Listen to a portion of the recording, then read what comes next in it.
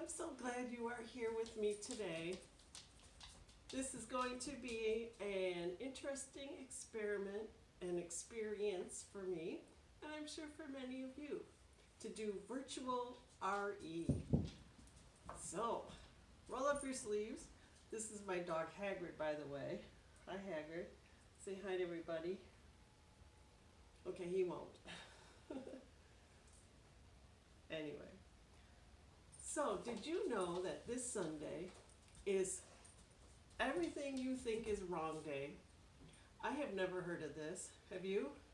Well, since everything you think is wrong day means that you should not make any decisions that day because everything is wrong. So, if anything goes goofy here in our virtual RE experience, or there's any little snafus, we can just blame it on everything is you think is wrong day.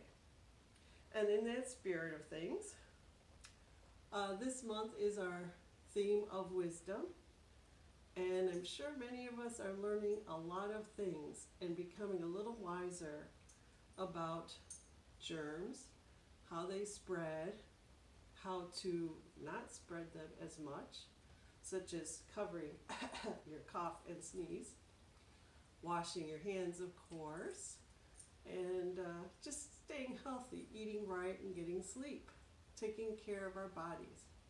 We're all becoming a lot wiser in this time with this unusual circumstance with this virus. And it's causing a lot of concerns. Some are scary, and some aren't. We're learning from this. I hope your family is well, though, and that you are taking care of yourselves. So please do keep that in mind. That is the top priority. But if you are here joining us, welcome. And if it's Sunday morning and you had worship, your experience there, just let us know, anyone on the staff, what the virtual worship experience was like for you. And I would love your feedback on how virtual RE goes. So send me an email, give me a ring on the phone, whatever. And hopefully we will all be together in person soon. In the meantime, though, we will make our community mostly virtual. But if there are families that live near you and you wish to gather, some evening or a Sunday and do virtual worship or religious education together, well then please do. There's no reason why you can't. So, what we'll do today is we will first light our chalice.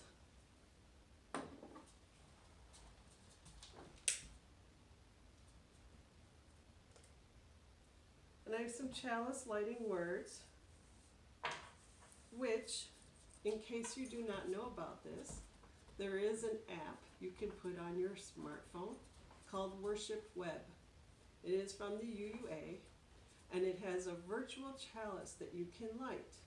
It also has chalice lighting words, affirmations, readings, and stuff like that. So you can worship at home. You can create your own little worship.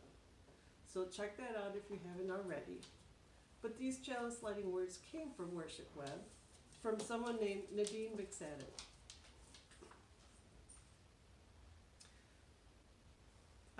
During our darkest moments, still there is hope. When facing our biggest challenges, still there is hope. When all we can do is put one foot in front of the other, still there is hope. When we can't find the way out, still there is hope. When all we can do to help is hold someone's hand as they cry, still there is hope. We are the hope for ourselves and for one another. Always there is hope. Now, for our younger UUs, when we are in RE together, we do some chalice lighting words with, if you'd like to do those now, let's give it a try. And you can show your mom, dad, or aunt, uncle, whoever's there with you, how we do this. We go, we are Unitarian Universalists with minds that think, hands that serve, hearts that are loving. We care for the planet Earth, and we care for each other and ourselves. Give yourself a little hug. Then we also save some time for sharing of joys and concerns. So if you would like to pause the video here and have your own joy and concern session, please do. And if you have a little bowl of pebbles that you wish to share and pass around as you share joys and concerns, like we do in RE, by all means do that. But you don't need that. This is a good time to share anything that you're worried about, things you're looking forward to, and things that you are grateful for. So let's have some time for the sharing of our joys and concerns.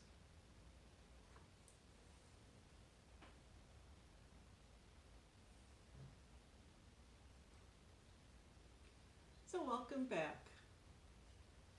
Now we have a time we call the Wonder Box.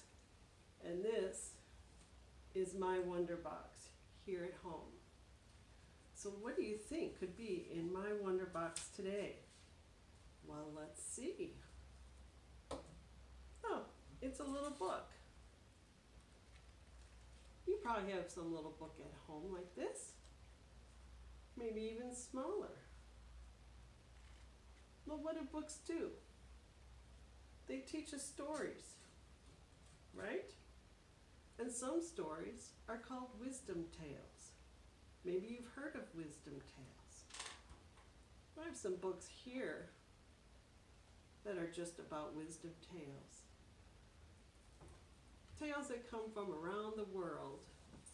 Some from a very long time ago, some not so long ago. So wisdom tales teach us how to live a good life. Every culture has wisdom tales.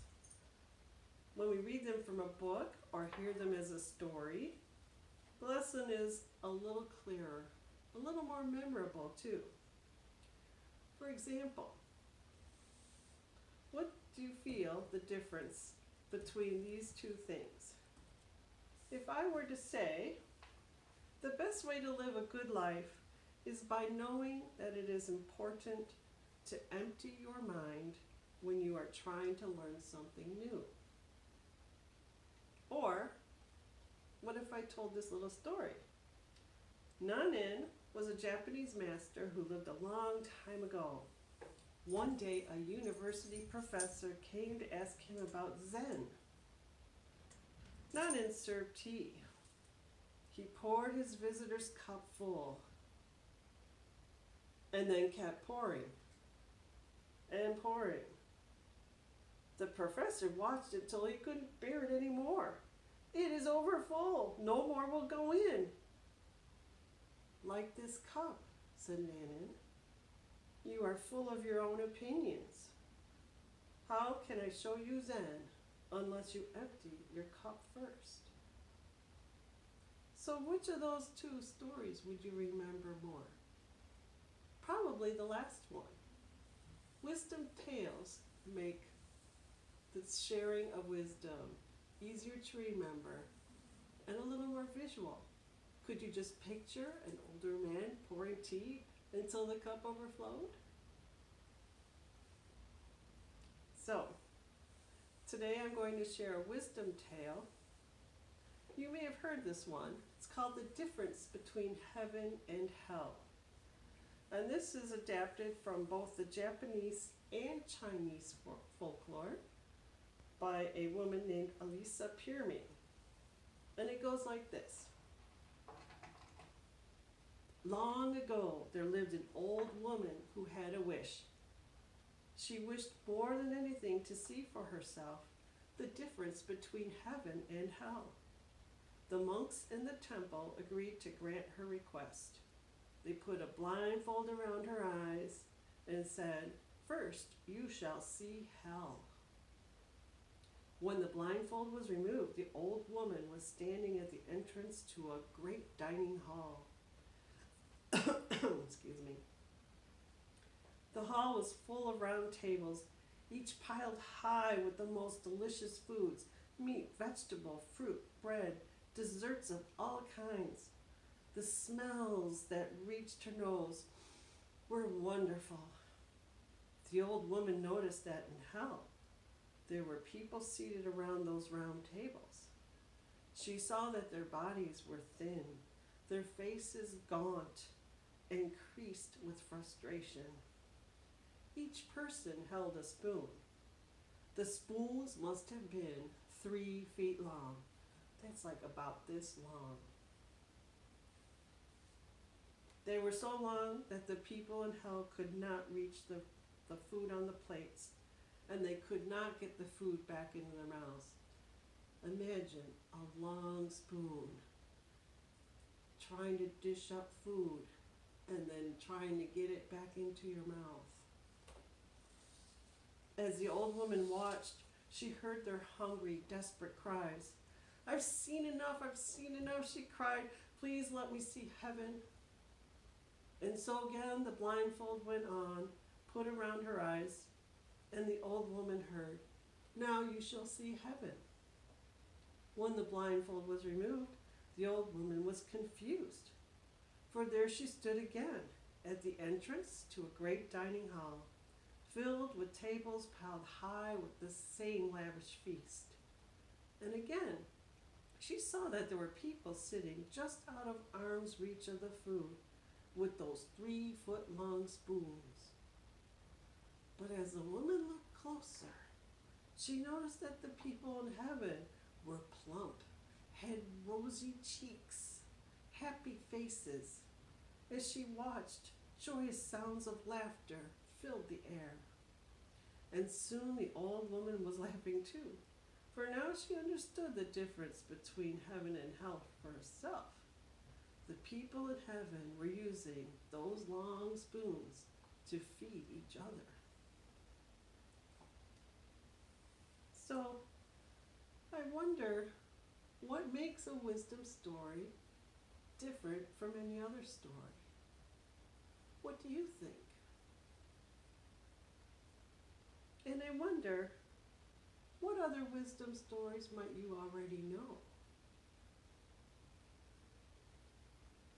Feel free to take some time now as a family to share the wonders and wisdom stories that you have heard growing up, maybe in homes, maybe at church, maybe at school, or from friends, maybe even from visiting museums, since there are wonder stories, wisdom stories from around the world.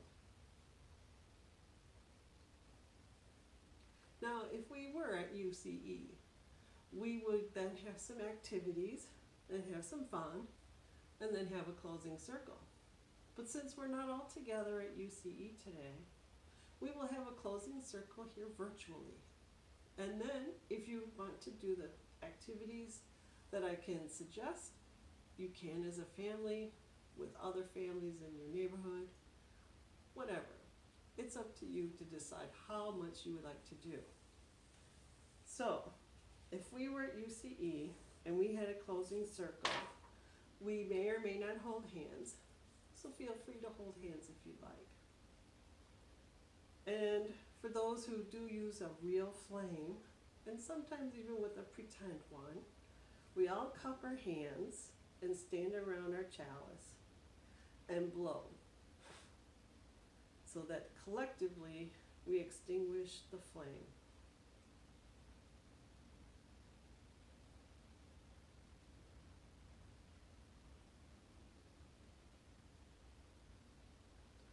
So, for activities as a family that you can do now related to the story, is find some spoons around your house, and maybe older spoons that your mom or dad or whoever might not care too much about, and tape a ruler to them, or maybe a long stick from your yard, or a yardstick.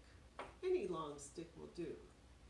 And then try eating something: grapes, cereal, by using that very long spoon and seeing how hard it would be to get that into your mouth. And then for fun, try feeding each other with your long spoons. Another activity that you can do is to make a tiny book. And there is a YouTube video that you can watch that shows you how to make a tiny book. And it is very tiny, but it is a pretty simple process. You just have to be patient with yourself. You can find that on YouTube, and what I'll do is I will send the link out in an email along with this video. And then last, another activity you can do is write or draw your own story, your own wisdom story. Make up something that would capture someone's imagination, that would tell a little bit of wisdom that you may have learned in life. So that's it for today. Have a wonderful rest of your day, and we will be in touch.